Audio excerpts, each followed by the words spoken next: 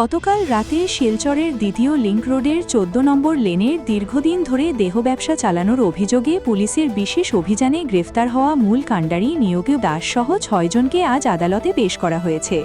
অভিযুক্তদের মধ্যে রয়েছেন ২ মহিলা, ১ নাবালিকা মেয়ে এবং ৩ যুবক।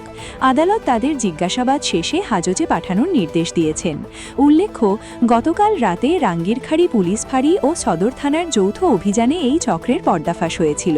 স্থানীয়দের অভিযোগ, দীর্ঘদিন ধরে এলাকায় এই অসামাজিক কার্যকলাপ চলছিল। পুলিশ জানিয়েছে, পলাতক অন্যান্যদের গ্রেফতারে তল্লাশি অভিযান অব্যাহত রয়েছে।